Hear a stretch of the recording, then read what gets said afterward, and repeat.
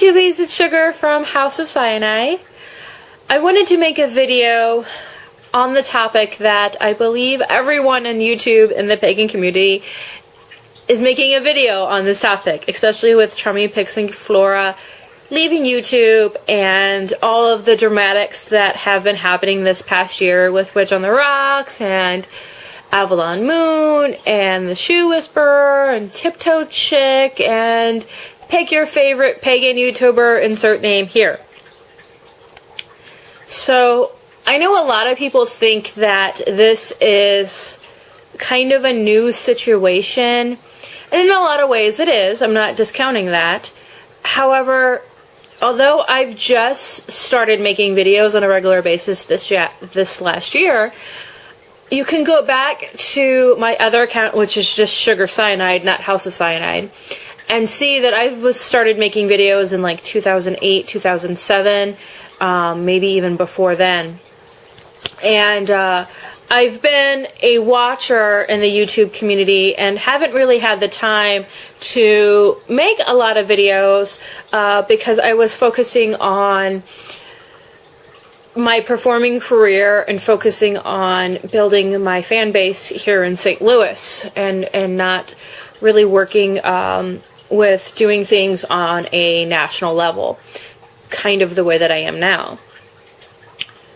So what we were experiencing and some of the ugliness that we're experiencing, this has all happened before. And I know Tiptoe Chick can tell you that because she experienced it back then. She was one of the first people that I watched back in 2007, 2008. And when she was still living in Atlanta, you know, she had her life threatened and her children threatened and all kinds of craziness that was going on. So what is happening is not new. However, the people that are experiencing it, in my opinion, are probably new to this experience. I've been pagan or practicing witchcraft or studying witchcraft for, at the minimum, the last 15 years. And for about that length of time, I've also been a performer or a person of notoriety. And those of us who choose to live their lives in the public eye, especially who work in the entertainment industry, especially the way that I have chosen, where my body is very much part of my job, you learn to build a thick skin. Because if you don't survive. You have to have a thick skin. You have to have people walk up to you and say the ugliest things right to your face, and you can either take from it the constructive criticism that they're trying to give you, let it just float off your back and ignore it, or you can take it personally. And in order to survive in the entertainment industry, you have to learn not to take it personally. Now, what I believe is happening is that because of the nature of YouTube, you have all of these lovely people who have lived private lives, who have never really gone out of their way to live in the public eye, have never really dealt with the entertainment industry, and all of a sudden they're thrust into the public eye, and they have not built this calloused skin and can't really handle it. And it's not, to no fault of their own at all. You know, this is just what I'm seeing, and I'm not criticizing anybody. If it sounds like I'm saying that, I apologize. But to be in the public eye, you really have to develop severe calluses, and you can't take anything personally. I mean, can you imagine? Take somebody like Kim Kardashian, because everybody loves to beat up on the Kardashians. Take somebody like Kim Kardashian. Would she be able to do what she does, her day-to-day life, if she took everything that everyone said bad about her personally? The fact that she's called a slut or a whore, that she's a money grubber, that she's a gold digger, that she's shallow, like just all of those things. Whether you like her or not, think about that. think about the fact that she is a living, breathing human being, even though she's in the public eye. And in our society, people who are in the public eye, for some reason we find it okay to pick their lives apart and pick these people apart and just tear them up. And we forget that they're human beings. And what is happening is that same mindset is happening to these YouTubers who are getting successful YouTube channels because they're becoming celebrities in the YouTube community. And so they are getting that negative feedback from our society, even though it's pagans, or even, that where we pick them apart. And because they haven't experienced anything like this before, they don't know how to handle it. And that's a really sad statement in our society, that if you want to be in the public eye, you have to learn how to handle it. If you think about it, even as a pagan, even as being a public, in the public eye as a pagan, that's something you have to learn how to handle. It's not just the pagan community, it's our society as a whole. So, I don't know, I just wanted to try to give my 2 cents because I think I do have a unique perspective on this particular issue because of my show business experience and being in the public eye. And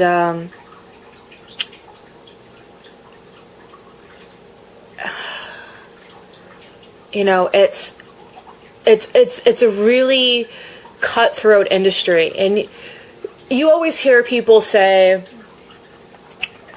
I wouldn't mind the privacy invasion. I wouldn't mind having the paparazzi follow me around everywhere. I wouldn't mind this. I wouldn't mind that. But there's knowing those facts, and then there's experiencing them and truly knowing them. And so much that happens, especially with celebrities, they're not going to be public about this stuff because all that does is feed into it. And so that's why if you say write a fan letter to a celebrity, most likely that celebrity is not going to read the letter because they're going to pay somebody to go through all of their fan mail to filter out the bad stuff so that they don't have to read it.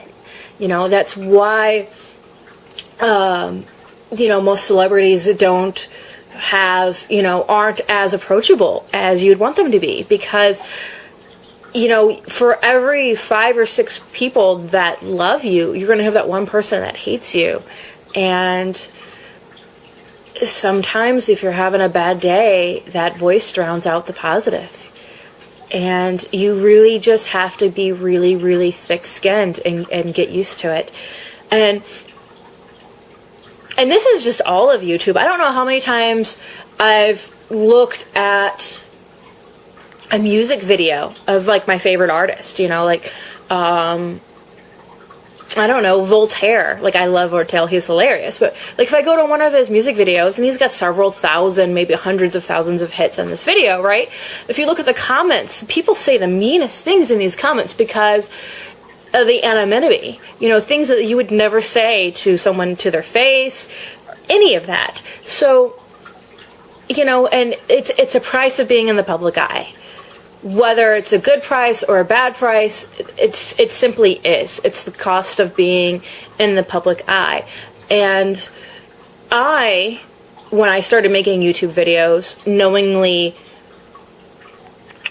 I was aware of the price, and I'm willing to pay the price because it is a price that I've paid before. It's a price that I will continue to pay, and it's worth it to me to get my message out there on a national level, to promote positive images for plus-size women and women in general, and my spirituality, and to basically promote my message. The price is worth it. But that doesn't mean that when the price starts to get too high, I'm not going to take a break. I do not blame the Shoe Whisperer for taking a break and focusing on her other channels, Sparkle Bomb. I don't blame her at all. It's really hard to get all that negative feedback and not take it personally. You have to be a very, very strong, self-confident, individual and have a very good support system around you to be able to take that day in and day out, day in and day out, and not let it get past your shields, you know?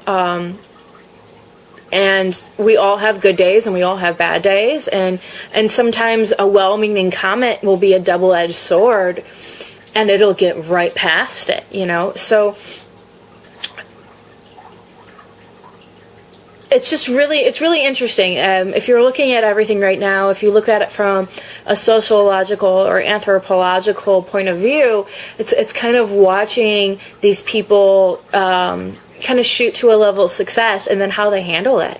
You know, some people just can't handle it.